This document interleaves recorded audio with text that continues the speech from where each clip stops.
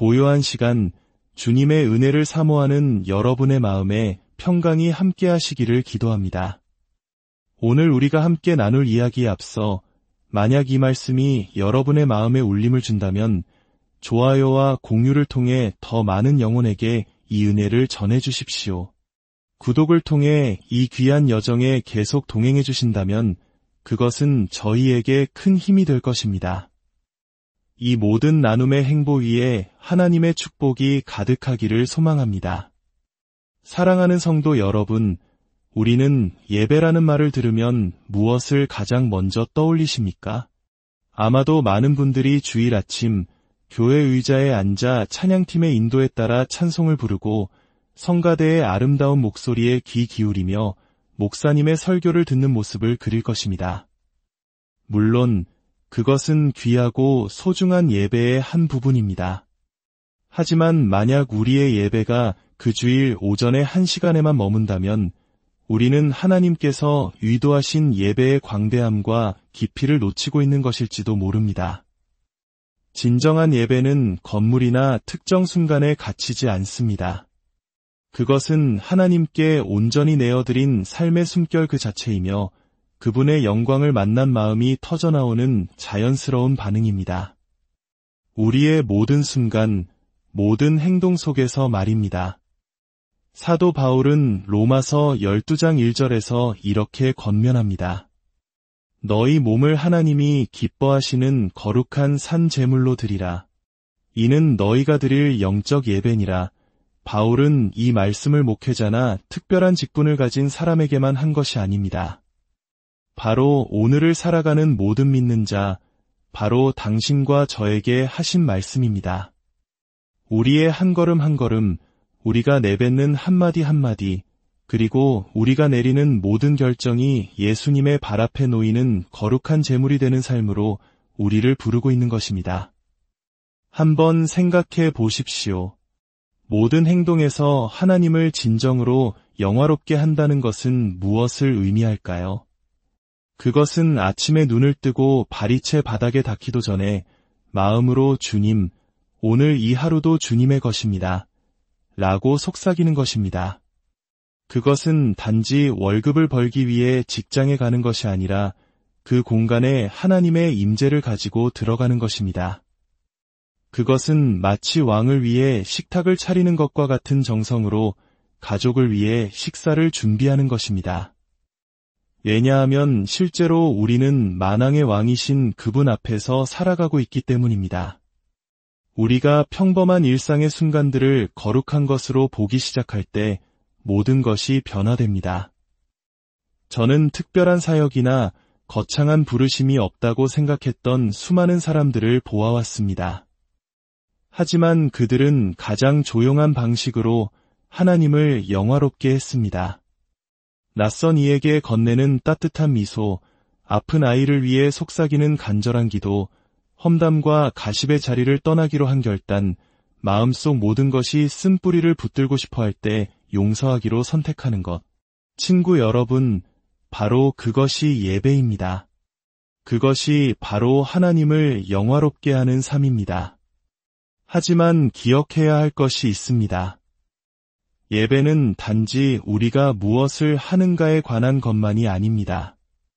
그것은 아무도 보지 않을 때 우리가 누구인가에 관한 것입니다.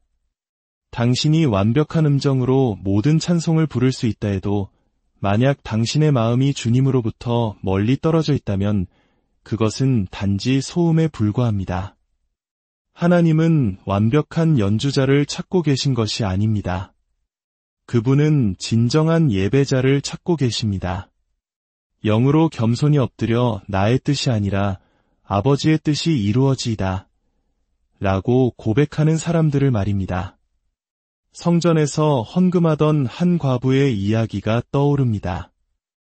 이야기는 들을 때마다 제 마음에 깊은 울림을 줍니다. 그녀는 가진 것이라고는 동전 2닙, 랩돈 2개뿐이었습니다. 당시의 종교 지도자들은 그녀를 거의 주목하지 않고 지나쳤습니다. 하지만 예수님께서는 하시던 모든 일을 멈추고 그녀를 주목하셨습니다. 그리고 말씀하셨습니다. 이 가난한 과부는 헌금함에 넣는 모든 사람보다 많이 넣었도다. 왜일까요? 그녀는 자신이 가진 전부를 드렸기 때문입니다. 그것이 바로 예배입니다. 그것이 바로 하나님을 향한 존귀입니다. 중요한 것은 행동의 크기가 아니라 그 뒤에 숨겨진 온전한 헌신의 마음입니다. 오늘 이 말씀을 듣는 분들 중에는 이렇게 생각할지도 모릅니다. 하지만 제 삶은 너무나 작고 평범한데요. 제가 무슨 변화를 만들 수 있을까요? 사랑하는 마음이여, 아직 깨닫지 못하셨습니까? 하나님은 당신의 예배가 얼마나 소리가 큰지, 얼마나 많은 사람이 보는지를 기준으로 삼지 않으십니다. 그분은 그 안에 담긴 사랑의 깊이로 그것을 헤아리십니다. 자장가를 부르며 입술에 기도를 담아 아이를 재우는 어머니의 모습, 그것이 예배입니다.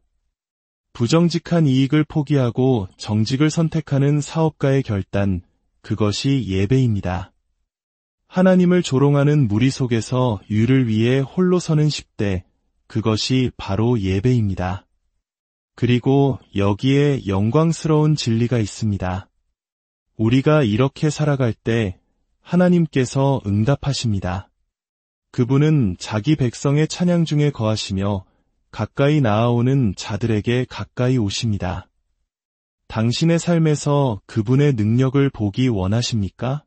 그렇다면 모든 일에서 그분을 영화롭게 하십시오. 교회당 안에서만이 아니라 당신의 부엌에서, 사무실에서, 장을 보는 마트에서, 교통체증으로 꽉 막힌 도로 위에서, 그리고 기약 없는 기다림의 시간 속에서도 말입니다. 오늘 당신의 삶은 하나님께 드려지는 살아있는 제물입니까? 당신의 순간들, 당신의 호흡, 당신의 선택들이 그분을 향한 거룩한 헌물이 되고 있습니까? 우리가 예배자의 마음으로 살아갈 때 우리는 단지 하나님을 영화롭게 하는 것을 넘어 그분을 세상에 드러내게 됩니다. 그리고 세상은 주목하지 않을 수 없을 것입니다. 오늘이 바로 당신의 노래뿐만이 아니라 당신의 삶 전체를 합당하신 그분께 내어드리는 날이 되기를 축복합니다. 하나님의 자녀 여러분, 말씀을 아는 것을 넘어 그 말씀을 살아내는 삶에는 세상을 변화시키는 강력한 힘이 있습니다. 예수님께서 직접 말씀하셨습니다. 요한복음 14장 15절, 너희가 나를 사랑하면 나의 계명을 지키리라. 나를 사랑하면 나에 대해 노래하라가 아니었습니다. 나를 사랑하면 나에 대해 말하라도 아니었습니다. 나의 계명을 지키라 였습니다. 하나님을 향한 진정한 사랑은 감정으로 측정되는 것이 아니라 순종으로 증명되기 때문입니다. 어떤 사람들은 헌신 없이 하나님의 축복만을 원합니다. 그들은 과정 없이 약속의 열매만을 따기를 원합니다. 하지만 사랑하는 여러분, 순종이야말로 그분의 임재로 들어가는 문이며 우리 삶에 그분의 능력을 풀어내는 열쇠입니다. 당신은 그분의 말씀을 무시하면서 하나님을 공경한다고 주장할 수 없습니다. 그것은 마치 태양을 사랑한다고 말하면서 어둠 속을 걷는 것과 같습니다. 둘은 결코 공존할 수 없습니다. 믿음의 조상 아브라함을 생각해 봅니다. 아, 얼마나 위대한 믿음의 사람입니까? 하지만 그의 믿음을 진짜로 만든 것이 무엇인지 아십니까? 바로 순종이었습니다. 하나님께서 가라고 말씀하셨을 때 그는 어디로 가야 할지 알지 못했지만 떠났습니다. 하나님께서 바치라고 말씀하셨을 때 그는 주님께서 친히 준비하실 것을 믿으며 칼을 높이 들었습니다. 그리고 그 순종 때문에 하나님은 그를 친구라 부르셨습니다. 아브라함이 완벽해서가 아니라 기꺼이 순종하려는 마음이 있었기 때문입니다. 오늘 어떤 분들은 순종의 발걸음을 내딛기 전에 어떤 표적이나 특별한 감정 혹은 거창한 확신을 기다리고 있을지 모릅니다. 하지만 하나님은 이미 그분의 말씀을 통해 말씀하셨습니다. 주님께서 이미 말씀을 주셨는데 또 다른 말씀을 기다릴 필요가 없습니다. 용서하라고 하셨으면 용서하십시오. 주라고 하셨으면 주십시오. 죄에서 떠나라고 하셨으면 떠나십시오. 미루는 순종은 여전히 불순종이며 부분적인 순종은 온전한 순종이 아닙니다. 저는 너무나 많은 신자들이 마치 뷔페에서 음식을 고르듯 성경을 대하는 것을 보았습니다. 자신에게 맞는 것, 편안하게 느껴지는 것, 너무 많은 대가를 치르지 않아도 되는 것만 골라냅니다. 하지만 하나님은 선택적인 순종을 기뻐하지 않으십니다. 그분은 온전한 헌신을 기뻐하십니다. 여호수아가 이스라엘 백성 앞에 섰을 때 그는 오늘 너희가 따를 하나님의 명령 중 어떤 부분을 따를지 택하라고 말하지 않았습니다. 그는 천둥 같은 목소리로 외쳤습니다. 너희가 섬길 자를 오늘 택하라. 왜냐하면 당신은 하나님과 당신 자신의 욕망을 동시에 섬길 수 없기 때문입니다. 제가 묻겠습니다. 하나님께서 당신에게 계속해서 말씀하고 계신 그것은 무엇입니까? 내려놓으라고 요청하신 그 습관은 무엇입니까? 떠나라고 말씀하신 그 관계는 무엇입니까? 내디드라고 재촉하시는 그 믿음의 발걸음은 무엇입니까? 왜 기다리고 있습니까? 당신이 망설이는 모든 순간은 하나님께서 당신을 위해 준비하신 최상의 것을 스스로에게서 빼앗는 순간입니다. 하지만 여기에 순종의 아름다움이 있습니다. 순종은 짐이 아니라 특권입니다. 그것은 규칙에 관한 것이 아니라 관계에 관한 것입니다.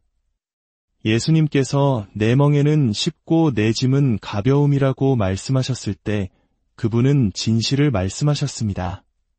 세상은 하나님의 명령이 우리를 억압한다고 말하지만 진실은 그것이 우리를 자유롭게 한다는 것입니다. 그것들은 우리 자신의 방식이 만들어내는 혼돈에서 우리를 해방시키고 그분의 완벽한 뜻에 우리를 정렬시킵니다. 거친 어부였던 베드로를 생각해 봅니다. 밤새도록 아무것도 잡지 못한 채 배에 서 있던 그에게 예수님께서 다시 한번 그물을 던지라고 말씀하셨습니다. 베드로는 이렇게 말할 수도 있었습니다. 주님, 저는 지쳤습니다. 이미 해볼 만큼 해봤습니다. 이건 말이 안 됩니다. 하지만 그는 그렇게 하지 않았습니다. 그는 순종했습니다. 그리고 어떤 일이 일어났습니까? 그물이 찢어질 정도로 엄청난 고기를 잡게 되었습니다. 이것이 바로 우리가 순종할 때 일어나는 일입니다. 이성적으로 이해가 되지 않을 때조차도 말입니다. 하나님은 단지 우리를 있는 모습 그대로 만나주시는 것이 아니라 우리의 기대를 훨씬 뛰어넘어 역사하십니다. 혹시 지금 순종이 너무나 큰 대가를 요구하는 것처럼 느껴지는 상황에 직면해 있습니까? 어쩌면 모두가 타협할 때 진리를 위해 서는 것일 수도 있습니다. 어쩌면 거룩함을 조롱하는 세상에서 순결하게 걷는 것일 수도 있습니다. 어쩌면 남은 것이 아무것도 없다고 느껴질 때 나누는 것일 수도 있습니다. 하지만 기억하십시오. 하나님은 그분의 공급하심을 약속하지 않고 순종을 요구하신 적이 없습니다. 그분은 준비된 자를 부르시는 것이 아니라 부르신 자를 준비시키십니다. 그리고 순종이 단지 인생의 큰 순간들에만 관한 것이라고 생각하지 마십시오. 진정한 신실함은 작은 것들, 매일의 선택들 속에서 증명됩니다. 험담 대신 생명의 말을 하기로 결정하는 것, 어려울 때에도 부모님을 공경하기로 선택하는 것, 아무도 보지 않을 때 기도하기로 약속하는 것, 이것들이 바로 순종의 삶을 만들어가는 순간들입니다. 저는 자신이 너무 약하고 너무 부서졌으며 너무 평범해서 하나님께 쓰임받을 수 없다고 생각했던 사람들을 보았습니다. 하지만 그들이 단순히 주님, 예 라고 대답했을 때 하나님은 그들을 통해 불가능한 일을 행하셨습니다. 왜냐하면 하나님은 능력을 찾으시는 것이 아니라 순종할 마음을 찾으시기 때문입니다. 그래서 오늘 당신은 기꺼이 순종할 마음이 있습니까? 당신의 변명, 당신의 지체, 당신의 조건을 내려놓고 어떤 대가를 치르더라도 나의 뜻이 아니라 아버지의 뜻이 이루어지이다 라고 말할 준비가 되셨습니까? 당신이 그렇게 할 때 당신은 단지 하나님을 영화롭게 하는 것을 넘어 그분과 동행하게 될 것입니다. 그리고 그보다 더 위대한 자리는 없습니다. 오늘이 바로 당신의 사랑이 단지 말이 아니라 행동으로 증명되는 날이 되기를 바랍니다. 한 걸음 내디뎌 보십시오. 그리고 그분께서 행하실 일을 기대하십시오. 사랑하는 친구 여러분, 이 세상의 모든 소음을 꿰뚫는 하나의 소리가 있습니다. 그것은 바로 그의 백성을 통해 나타나는 그리스도의 급진적이고 이타적인 사랑입니다. 하나님을 영화롭게 하는 것은 단지 우리가 무엇을 하지 않는가에 관한 것이 아닙니다. 그것은 우리가 다른 사람들을 위해 무엇을 하기로 선택하는가에 강력하게 나타납니다. 예수님은 사람들이 너희의 완벽한 신학을 보고 너희를 알 것이다라고 말씀하지 않으셨습니다. 너희의 인상적인 예배를 보고 너희를 알아볼 것이다라고도 하지 않으셨습니다. 그분은 말씀하셨습니다. 너희가 서로 사랑하면 이로써 모든 사람이 너희가 내 제자인 줄 알리라. 그 사랑은 우리 마음속에 따뜻한 감정으로만 머물러 있도록 의도된 것이 아닙니다. 소매를 걷어붙이고 일하도록 부름받은 사랑입니다. 진정으로 섬긴다는 것이 무엇을 의미하는지 보여주는 아름다운 그림, 선한 사마리아인의 비유를 생각해 봅니다. 종교적인 사람들은 길 반대편으로 지나갔지만 소외되고 가치 없다고 여겨졌던 그가 돕기 위해 멈췄습니다. 그는 상처 입은 사람이 자신과 같은 믿음을 가졌는지 묻지 않았습니다. 그의 사회적 지위를 확인하지도 않았습니다. 그는 필요를 보았고 그 필요를 채웠습니다. 그것이 바로 하나님을 영화롭게 하는 사랑입니다. 계산하거나 점수를 매기는 사랑이 아니라 모든 사람을 그리스도께서 목숨을 바쳐 구원하신 귀한 영혼으로 보는 사랑입니다. 우리 중 일부는 섬김이란 목사나 선교사와 같은 직함을 가진 사람들을 위한 것이라는 거짓말에 속아왔습니다. 하지만 가장 강력한 사역은 종종 강단이나 무대에서 멀리 떨어진 곳에서 일어납니다. 그것은 무료 급식소와 요양원에서, 교실과 사무실 칸막이에서, 동네와 아이들 방에서 일어납니다. 당신이 자신의 편의보다 다른 사람의 필요를 앞세우기로 선택할 때마다 당신은 어떤 말보다도 더 강력한 설교를 하고 있는 것입니다. 가진 것이 아무것도 없다고 생각했던 아름다운 영혼들이 가장 단순한 행동으로 하나님의 사랑의 통로가 되는 것을 보았습니다. 이웃을 위해 쿠키를 굽는 할머니, 방과 후에 어린아이들을 가르치는 10대, 힘들어하는 젊은 아버지들의 멘토가 되어주는 사업가, 그들 중 누구도 신학 학위를 가지고 있지 않지만 그들 모두는 지옥의 문을 흔드는 방식으로 복음을 살아내고 있습니다. 왜냐하면 우리가 섬길 때 우리는 단지 사람들을 돕는 것이 아니라 그들에게 예수님을 보여주고 있기 때문입니다. 하지만 조심해야 합니다. 하나님을 영화롭게 하는 섬김은 인정을 받거나 종교적인 의무사항을 체크하기 위한 것이 아닙니다. 바리새인들은 많은 헌금을 드리고 긴 기도를 했습니다.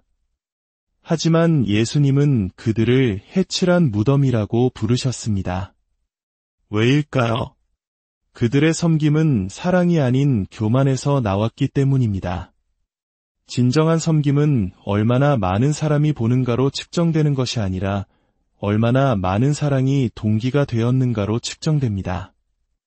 2 렙돈을 드린 그 과부는 부자들보다 더 많이 드렸습니다. 왜냐하면 그녀는 가난 속에서 그녀의 전부를 드렸기 때문입니다. 어떤 분들은 주변의 필요에 압도당하고 있을지 모릅니다. 내가 무슨 변화를 만들 수 있을까? 라고 생각할지도 모릅니다. 아, 사랑하는 마음이여, 하나님께서 당신의 작은 것으로 무엇을 하실 수 있는지 결코 과소평가하지 마십시오. 슬픔에 잠긴 가족에게 가져다주는 그 한 끼 식사, 외로운 영혼의 이야기를 들어주는 그 한 시간, 가진 것이 전부일 때 내어놓는 그 얼마의 돈. 하나님의 경제 안에서 사랑으로 드려진 것은 결코 작지 않습니다. 그분은 우리의 오병이어를 가져다가 수많은 사람들을 먹이십니다. 그리고 여기에 아름다운 신비가 있습니다.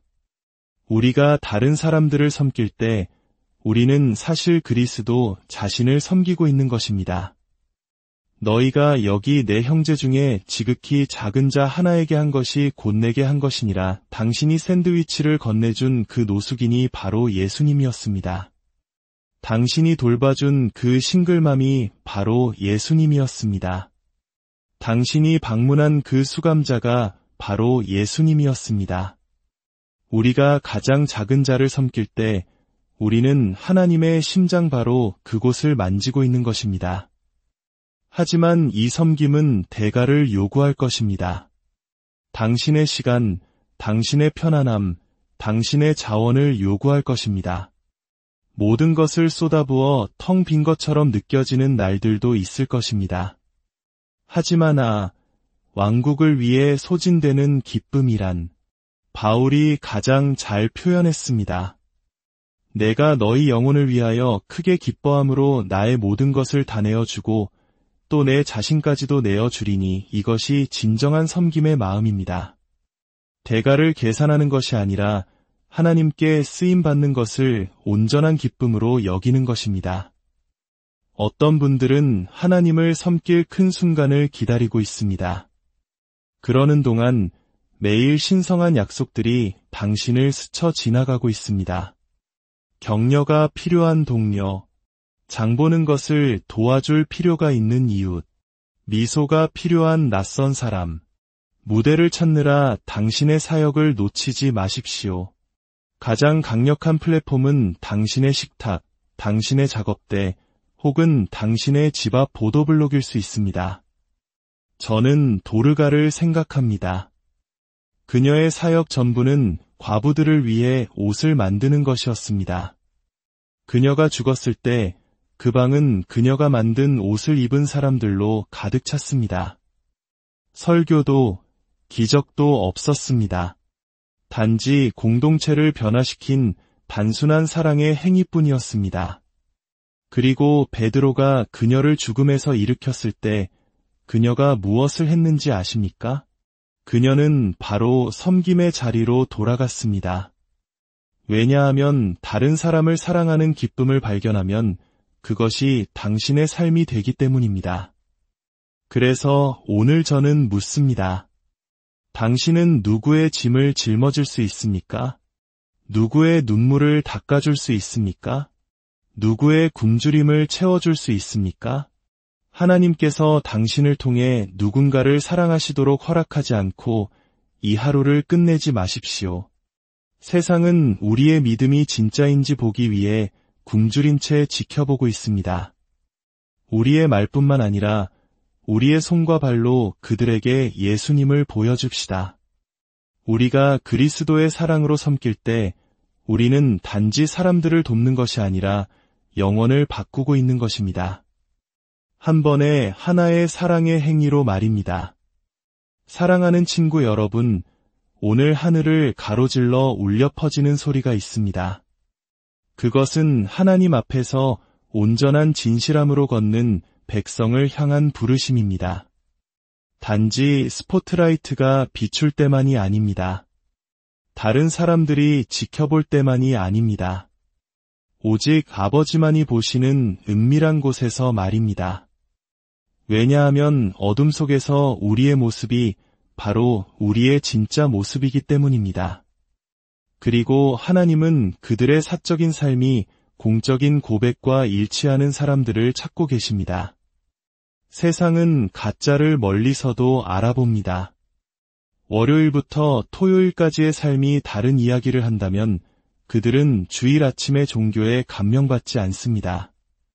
하지만 그들이 일관된 삶을 볼 때, 교회에서 보이는 것과 똑같은 존중으로 직원을 대하는 남자를 볼 때, 기도 모임에서와 마찬가지로 시장에서도 순결한 말을 하는 여자를 볼 때 그들은 걸음을 멈춥니다.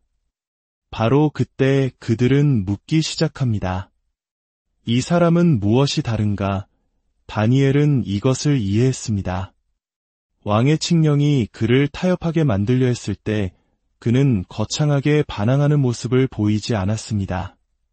그는 단지 그가 항상 해왔던 대로 창문을 열고 하루 3번 기도했습니다. 그의 진실함은 압력에 대한 반응이 아니었습니다. 그것은 이미 하나님께 드려진 삶에서 흘러나오는 것이었습니다. 그리고 그 때문에 사자들이 다가왔을 때 하나님은 그들의 입을 막으셨습니다. 사랑하는 여러분, 진실함은 단지 옳은 일을 하는 것에 관한 것이 아닙니다. 그것은 하나님과 바른 관계를 맺는 것입니다. 그래서 시험이 닥쳤을 때 당신은 그것을 위장하기 위해 허둥댈 필요가 없습니다. 당신은 이미 그렇게 살고 있기 때문입니다. 하지만 제가 묻겠습니다. 아무도 보지 않는 영역은 어디입니까? 당신이 혼자 있을 때 품는 생각들, 아무도 보지 않을 때 방문하는 웹사이트들, 헌금 바구니가 지나가지 않을 때 돈을 다루는 방식, 바로 그곳에서 진정한 진실함이 증명됩니다. 세상은 말합니다. 아무도 모르면 괜찮아. 하지만 하나님은 말씀하십니다. 나는 보고 있다. 그리고 나는 그들의 의견보다 더 중요하다. 저는 요셉을 생각합니다. 얼마나 진실한 사람입니까?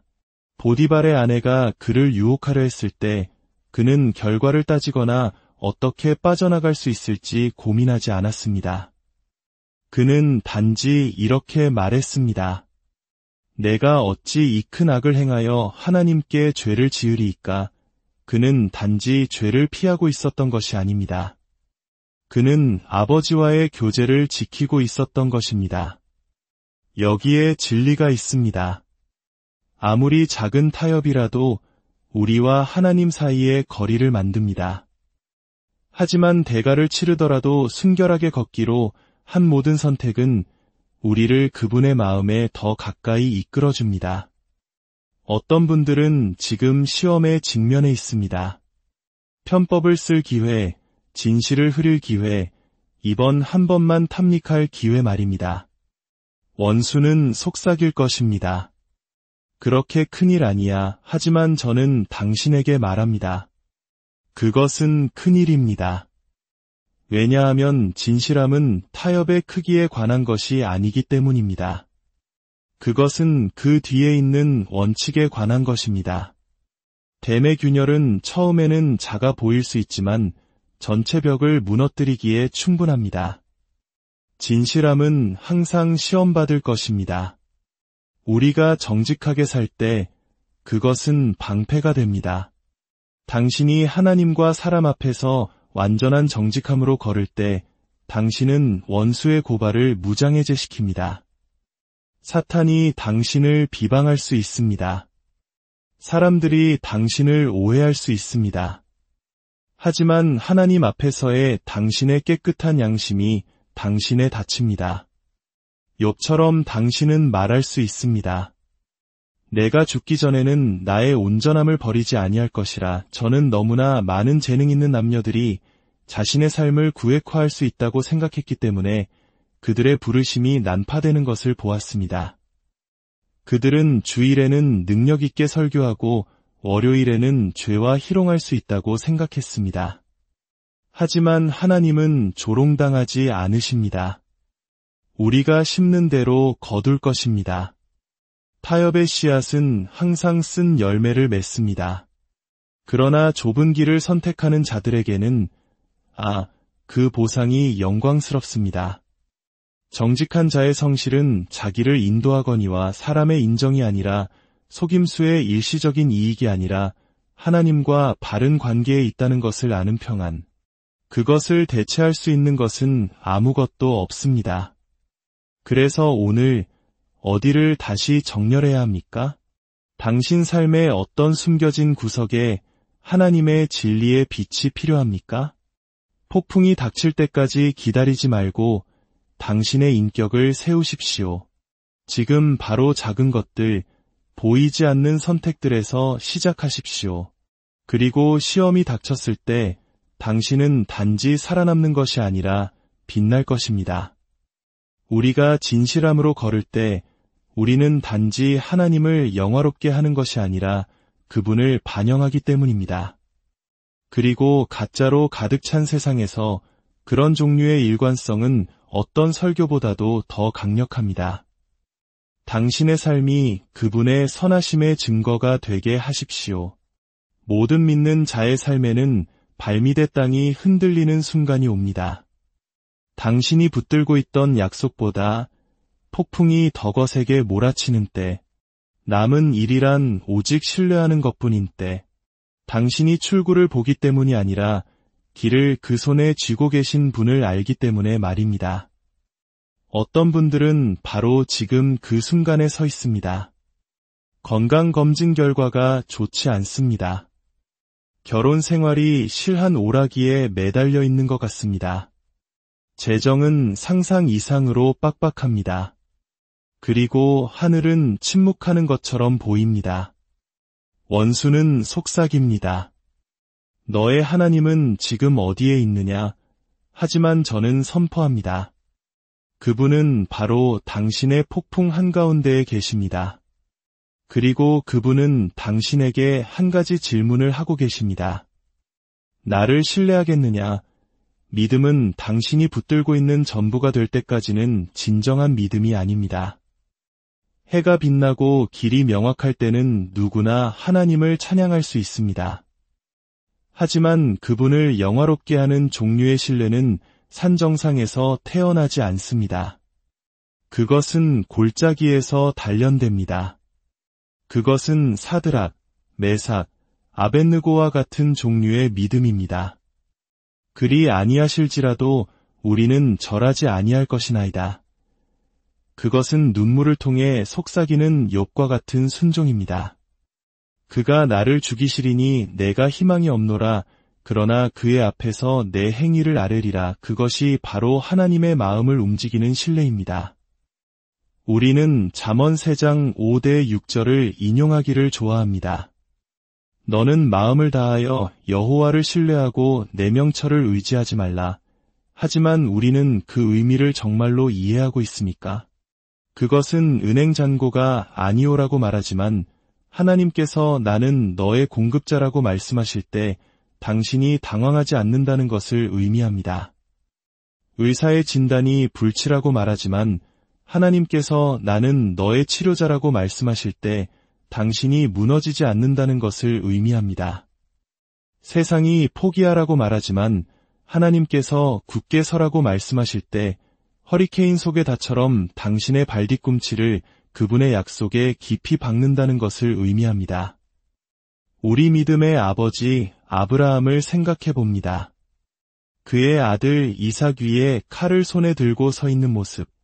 모든 인간적인 본능은 이건 옳지 않아 라고 비명을 질렀을 것입니다. 하지만 아브라함은 우리 중 많은 사람들이 여전히 어려워하는 것을 배웠습니다. 하나님의 길은 우리보다 높다는 것을, 우리에게 파괴처럼 보이는 것이 종종 그분의 손안에서는 신성한 준비 과정입니다. 그리고 아브라함이 신뢰했기 때문에 하나님은 순양을 준비하셨습니다. 하지만 우리가 종종 놓치는 것이 있습니다. 신뢰는 수동적이지 않습니다.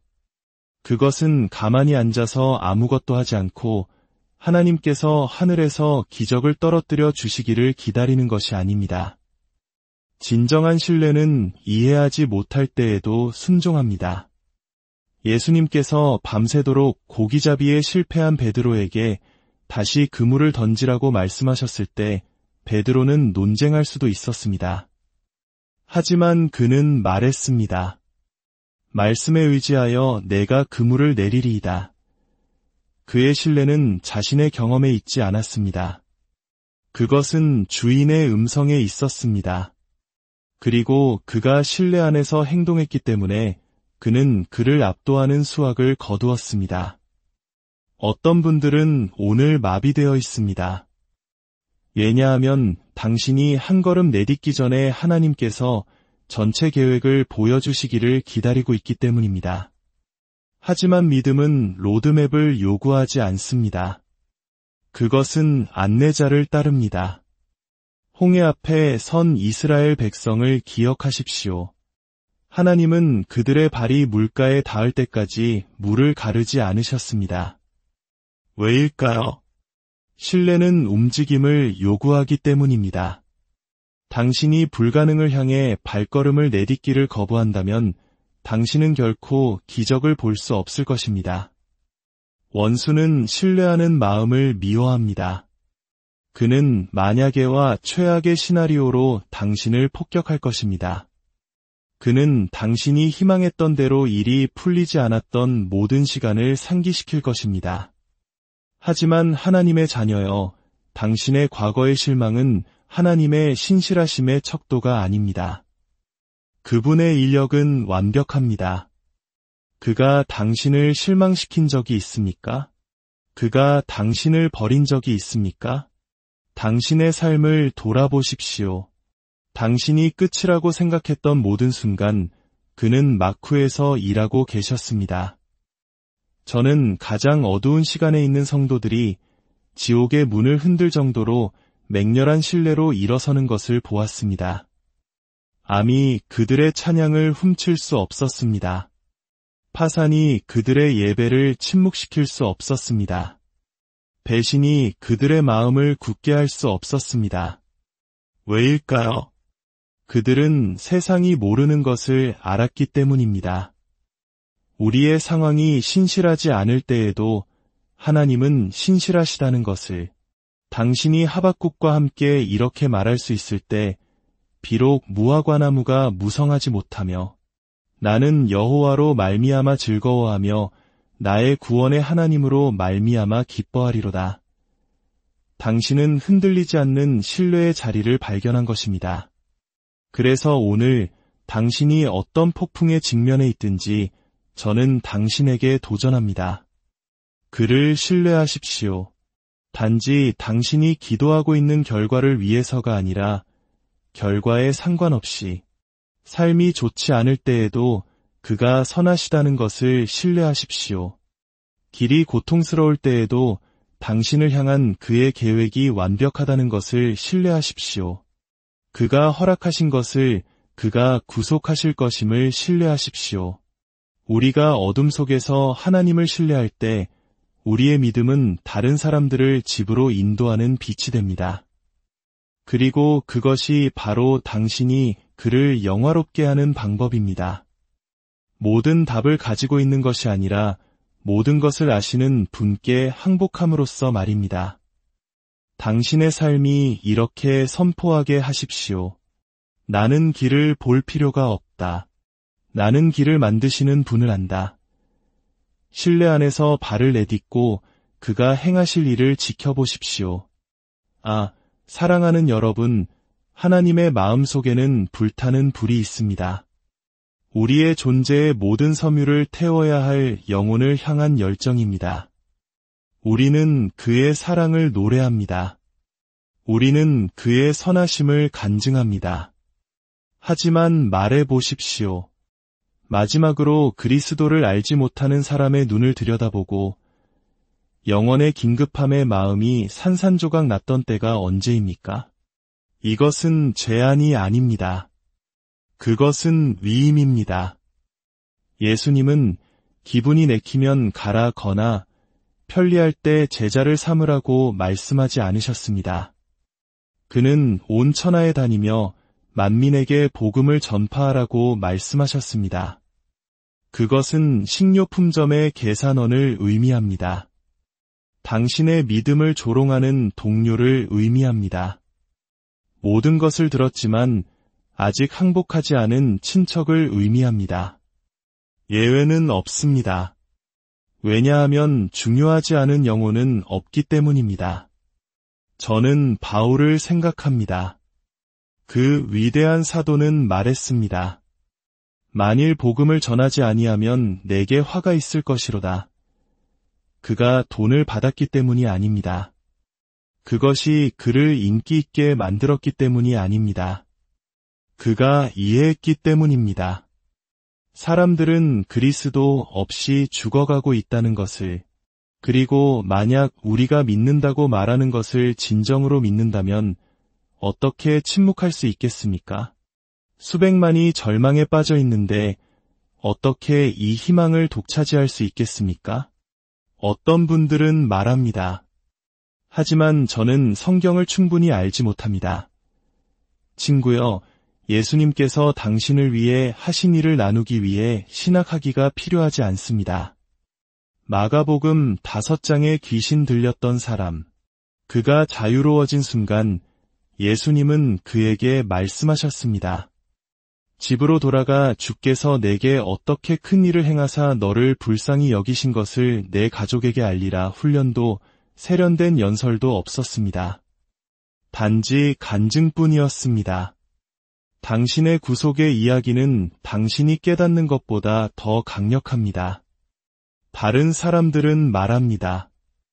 나는 거절이 두렵습니다.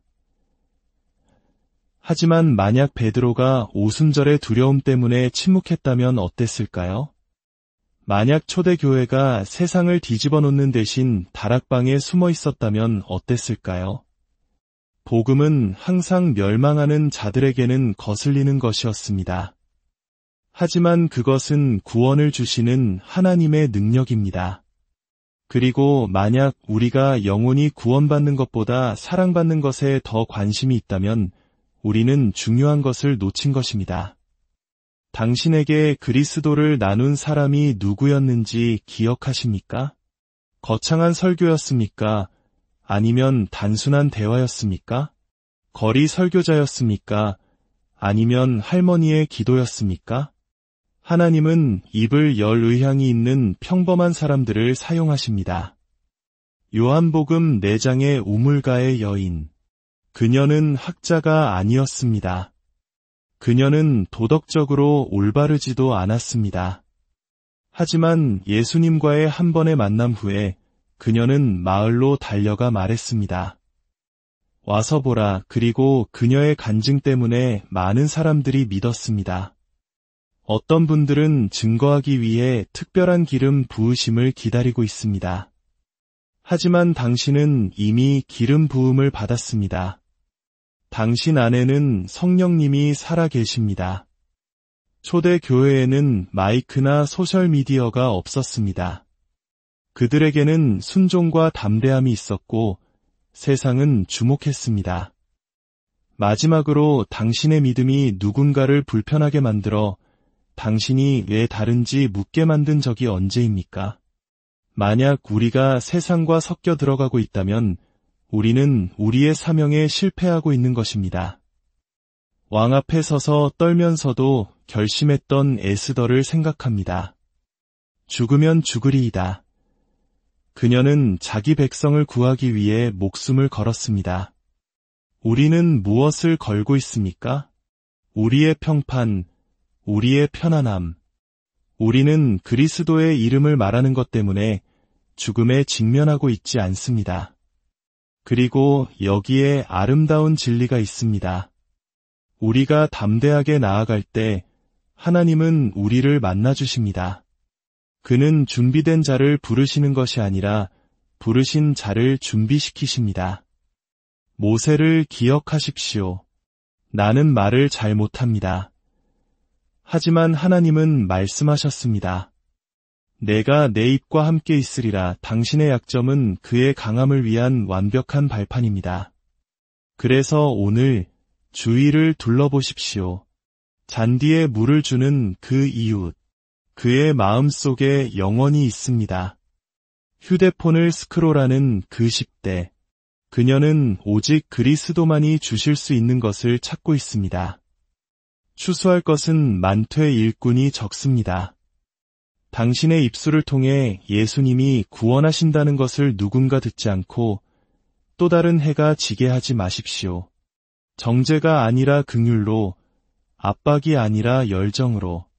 왜냐하면 시간은 짧고 지옥은 실제하며 우리는 그들의 유일한 희망이기 때문입니다. 우리가 언젠가 하나님 앞에 설 때 그는 얼마나 많은 사람들이 우리를 좋아했는지 묻지 않으실 것입니다. 그는 얼마나 많은 사람들이 우리에게서 들었는지 물으실 것입니다. 오늘부터 당신의 삶이 복음을 위한 확성기가 되게 하십시오. 우리가 그를 위해 입을 열 때 하늘은 우리 위에 창문을 엽니다. 담대하게 말하고 그가 행하실 일을 지켜보십시오. 여러분의 모든 걸음과 모든 말 위에 주님의 은혜와 평강이 가득하기를 우리 주 예수